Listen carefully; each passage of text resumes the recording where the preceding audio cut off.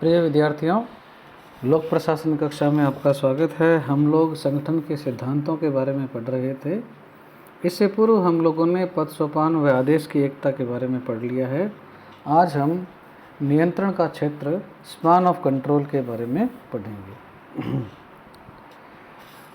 जैसा कि आप जानते हैं कि किसी भी संगठन में कार्यकुशलता का स्तर बनाए रखने और कार्यरत व्यक्तियों के कार्यकरण यानी कामकाज और उनके व्यवहार को संतुलित बनाए रखने के लिए क्या है, नियंत्रण की आवश्यकता होती है।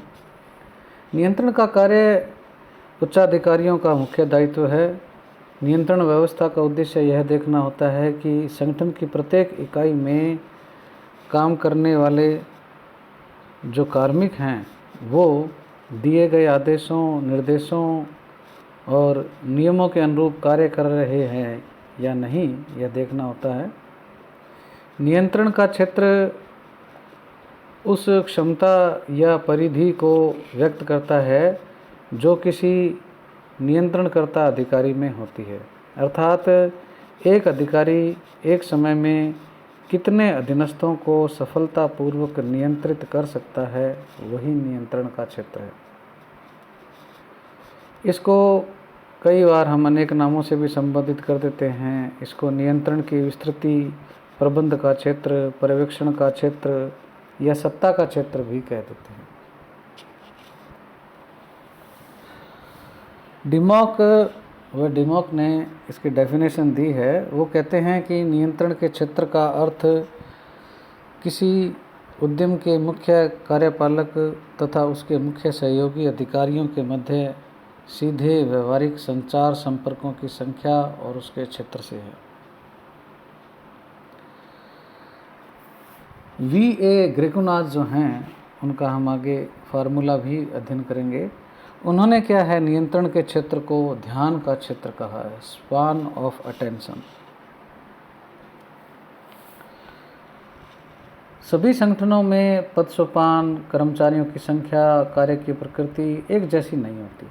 इसलिए क्या है, नियंत्रण का क्षेत्र भी कम या ज़्यादा हो सकता है। उदाहरण के लिए किसी जिले के पुलिस प्रशासन में एक पुलिस अधीक्षक के अधीन 4 DYSP और जो DYSP हैं उनके अधीन इंस्पेक्टर होते हैं, वो भी करीब 10 से अधिक हो सकते हैं। और इसी प्रकार एक जो मतलब निरीक्षक है, इंस्पेक्टर जो है, उसके अंदर फिर ASI होंगे, फिर हेड कांस्टेबल होंगे, फिर कांस्टेबल होंगे। तो इस प्रकार से क्या है, वो नीचे के लेवल पर क्या है, कर्मचारियों की या अधीनस्थों की संख्या क्या है, बढ़ती जाती है। तो यहाँ पर यह बताना ज़रूरी है कि प्रशासनिक संगठनों में नियंत्रण का क्षेत्र और पद सोपान का जो स्तर है वो निश्चित नहीं होता। तो ये हम थोड़ा आगे भी इसके बारे में देखेंगे कि किन किन बातों पर ये डिपेंड करता है। अब हम नियंत्रण के क्षेत्र की कुछ खास बातों को देख लेते हैं। नियंत्रण का क्षेत्र जो है वो पद सोपान व्यवस्था और आदेश की एकता से संबंधित है। जैसा कि मैं अभी आपको बता चुका हूँ कि जैसे जैसे पद सोपान के स्तर बढ़ते जाएंगे तो फिर क्या है, कर्मचारियों की संख्या बढ़ेगी। उस स्थिति में क्या होगा, नियंत्रण का क्षेत्र क्या है, कम हो जाएगा। और नियंत्रण के क्षेत्र में क्या है, अगर छोटा नियंत्रण का क्षेत्र होगा तो आदेश की एकता का भी पालना अच्छे तरीके से हो पाएगी। इसके अलावा इसकी एक खास बात ये भी है कि विशेषता कि यह सिद्धांत यह निश्चित करता है कि कोई अधिकारी कितने अधीनस्थों को निर्देशित कर सकता है। यानी अधिकारी व अधीनस्थों की संख्या के बारे में नियंत्रण का क्षेत्र हमारे को बताता है। नियंत्रण का क्षेत्र संगठन की संरचना, उद्देश्य, कार्य प्रकृति, पर्यवेक्षक की क्षमता तथा अधीनस्थों के सहयोग आदि पर डिपेंड करता है। नियंत्रण का क्षेत्र जितना छोटा या सीमित होगा उतना ही ज़्यादा कंट्रोल होगा, क्योंकि अधिकारी के पास कम कर्मचारी होंगे तो उनको क्या डायरेक्ट सुपरवाइज कर पाएगा और कंट्रोल भी क्या है, अच्छा रहेगा। और अगर ज़्यादा होंगे उनके पास, नियंत्रण का क्षेत्र ज़्यादा हो जाएगा तो उस स्थिति में क्या है, कंट्रोल भी क्या है, कमज़ोर हो जाता है। इसके अलावा नियंत्रण का क्षेत्र व्यापक होने पर नियंत्रण प्रक्रिया तुलनात्मक रूप से कम हो जाती है। संगठन में पद सोपान व्यवस्था के अंतर्गत अनेक छोटे बड़े पदाधिकारी कार्य करते हैं। प्रत्येक कार्मिक का प्रत्यक्ष नियंत्रण उसके निकट उच्चाधिकारी द्वारा होता है। तो अब जो ये संख्या है कि कौन आइडियल नंबर क्या है इसका, कि मतलब कोई उच्चाधिकारी कितने व्यक्तियों को नियंत्रित कर सकता है ढंग से, इस बारे में कोई ऐसा सटीक आंकड़ा या ऐसी संख्या नहीं है, क्योंकि प्रत्येक व्यक्ति की शारीरिक और मानसिक क्षमताएं सीमित होती है और संगठन के उद्देश्य, कार्य की प्रकृति, स्थान, व्यक्तित्व, समय, ये भी क्या है नियंत्रण के क्षेत्र पर प्रभाव डालते हैं। सर इयान हैमिल्टन, एक उच्चाधिकारी, वो कहते हैं कि 3 से 4 अधीनस्थों का नियंत्रण कर सकता है, जबकि ग्रिकुनाज कहते हैं कि 5 से 6 कर्मचारियों का एक अधिकारी नियंत्रण कर सकता है। हेनरी फेयोल भी क्या है, जो उच्च लेवल के जो मुख्य प्रबंधक हैं वो उनको 5 से 6 संख्या बताई है। और एल उर्विक, लिंडल उर्विक जो हैं वो उच्च स्तर पर कार्य जटिल होता है, उलझा होता है, तो वहाँ पर 5 से 6 का कंट्रोल कर सकता है उच्चाधिकारी। और निम्न स्तर पर क्या है, सरल और सामान्य प्रकृति के कार्य होते हैं, वहाँ पर क्या है 8 से 12 कर्मचारियों का नियंत्रण किया जा सकता है। तो इस प्रकार से क्या है अलग अलग संख्याएं हैं, कोई एक निश्चित संख्या नहीं है किसी उच्चाधिकारी के लिए कि वो कितने व्यक्तियों को नियंत्रित कर सकता है। इसके पश्चात हम देखते हैं वी ए ग्रेकुनाज, जिन्होंने नियंत्रण के क्षेत्र को ध्यान का क्षेत्र कहा है।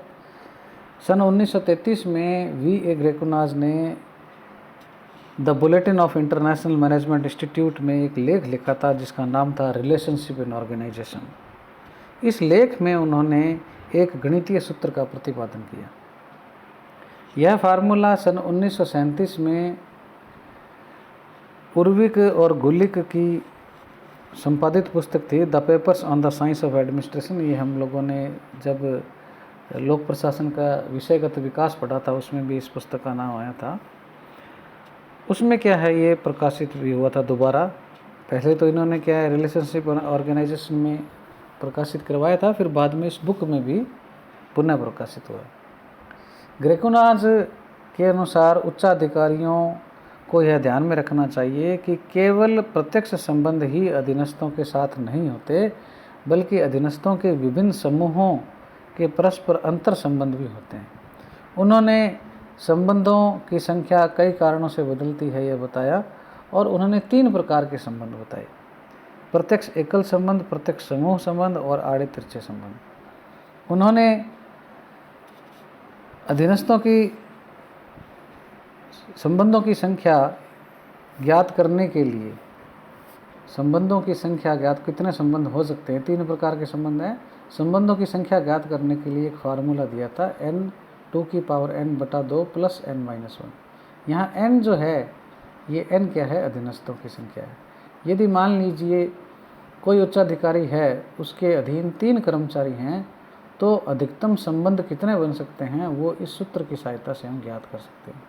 यहाँ हम n नंबर जो है उसको यहाँ n की जगह n रख देते हैं, 2 की पावर 3 यहाँ लगा देते हैं बटा 2 प्लस यहाँ n फिर 3 लिख देते हैं और -1 कर देते हैं। तो 2 की पावर 3 जो है वो क्या है 8 के इक्वल होती है, तो 8/2 + 3 - 1। तो 8 को 2 से डिवाइड करेंगे तो 4 आ जाएगा, प्लस 3 - 1, 3 में से -1 होगा तो फिर बच जाएगा 2, 2 और 4 क्या हो जाएगा 6। 6 को यहाँ हम 3 से मल्टीप्लाई करेंगे ब्रैकेट हटाने के लिए, और फिर 6 की टेबल या 3 की टेबल 6 तक हम पढ़ेंगे तो क्या है 18 आंसर आएगा। तो 18 संबंध जो हैं वो बन सकते हैं। तो ग्रेकुनाज ने क्या है इस प्रकार से ये टेबल के माध्यम से भी हम देख सकते हैं कि जैसे जैसे अधीनस्थों की संख्या बढ़ती है तो संबंधों की संख्या भी बढ़ जाती है। 1 अधीनस्थ होने पर 1 होगा, 2 में 6, 3 में 18, 4 में 44, 5 में 100 और 6 में 222। इस प्रकार से क्या है संबंधों की संख्या बढ़ जाती है। वे मोटे तौर पर कहते हैं ग्रेकुनाज अधीनस्थों की संख्या में 25% वृद्धि होने पर संबंधों की संख्या 127% बढ़ जाती है। तो ये ग्रेकुनाज का सूत्र था, ये आपके एग्ज़ाम में कई बार पूछ लेते हैं।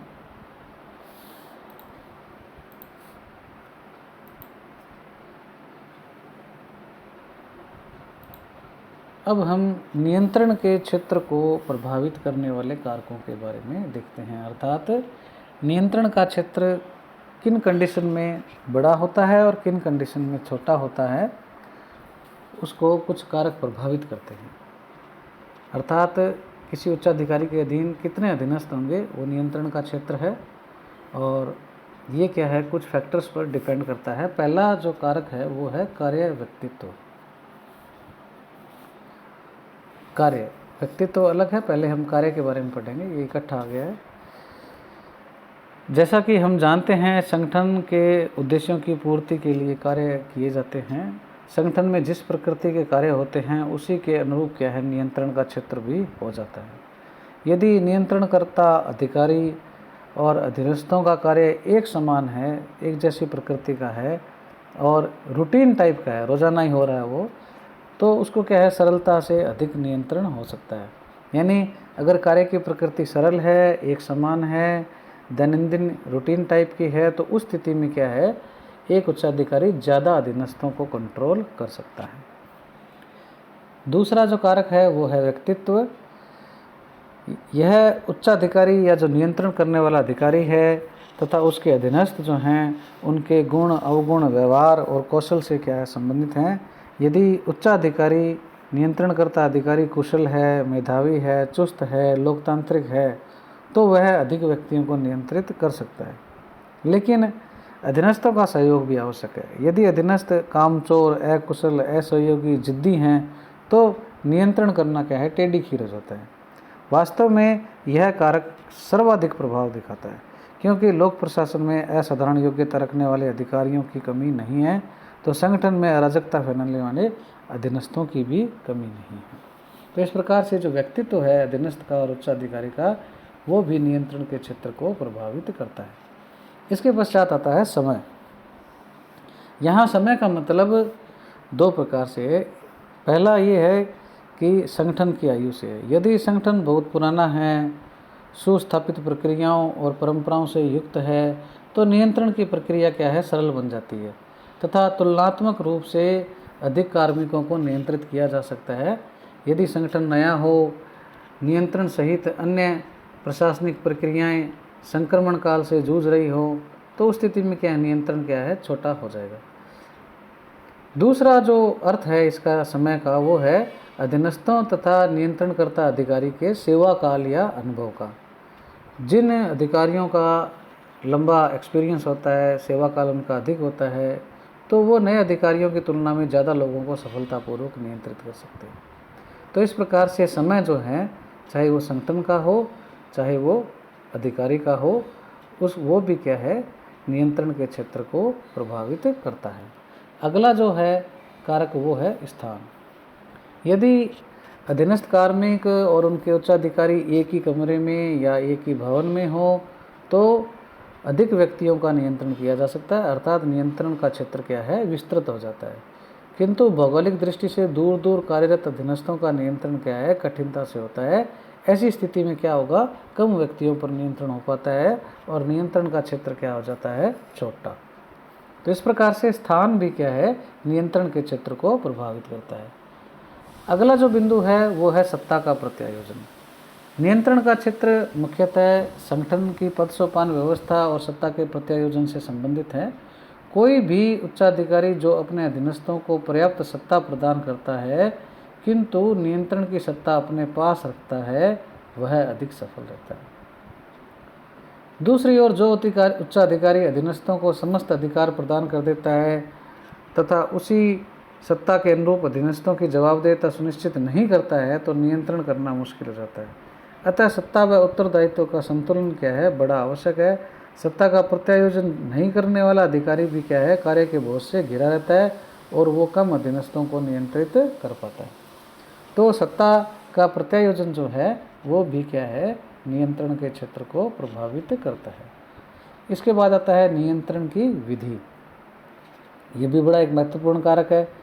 किस संगठन में किस प्रकृति का कार्य होता है, वहाँ पर नियंत्रण करने की पद्धति तथा तकनीक क्या है, रिपोर्ट मांगना, पर्यवेक्षण करना, निरीक्षण करना, उनकी लेखाओं की या अकाउंट्स की जांच करना जिसको ऑडिटिंग कहते हैं, तथा अवलोकन करना, ये कुछ विधियां हैं।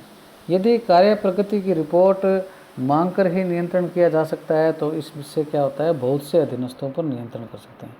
लेकिन तकनीकी प्रकृति के कार्य में यदि प्रत्यक्ष अवलोकन करना है, जा कर चेकिंग करनी है, तो कम ही अधीनस्थों पर नियंत्रण किया जा सकता है। तो इस प्रकार से क्या है, यदि आप रिपोर्ट मंगवाओगे बैठे बैठे ही तो ज़्यादा कंट्रोल कर सकते हो, जा के चेक करोगे तो उस स्थिति में नियंत्रण क्या हो जाएगा, क्षेत्र क्या हो जाएगा, छोटा हो जाएगा। इसके बाद आता है पद सोपान का स्तर। किसी भी संगठन में पद सोपान के जो स्तर हैं, यानी ज़्यादा बड़ा संगठन है उसमें क्या है, फिर मतलब लेवल ऑफ पोस्ट भी ज़्यादा हो जाती है तो पद सोपान के स्तर भी बढ़ जाते हैं। तो पद सोपान का जो स्तर है वो भी क्या है, नियंत्रण के क्षेत्र को प्रभावित करता है। यदि स्तरों की संख्या अधिक है तो नियंत्रण का क्षेत्र क्या हो जाएगा, कम हो जाएगा, और निरीक्षण क्या है, अधिक होगा। साथ ही पर्यवेक्षकों यानी नियंत्रणकर्ताओं की संख्या भी क्या है, बढ़ानी पड़ेगी। फलस्वरूप क्या होगा, संगठन का जो संस्थापना व्यय है वो भी क्या है, बढ़ जाएगा। स्तर अधिक करने से संचार को भी कई स्तरों से गुजरना पड़ेगा, निर्णय प्रक्रिया भी जटिल हो जाएगी। दूसरी ओर संगठन में यदि हम स्तर कम कर दें तो नियंत्रण का क्षेत्र विस्तृत हो जाएगा और कार्य क्या है, तेज गति से हो सकेगा। पर्यवेक्षकों की संख्या भी कम होगी, व्यय भी कम होगा, साथ ही अधिकार भी क्या है, ज़्यादा डेलीगेट किए जा सकेंगे।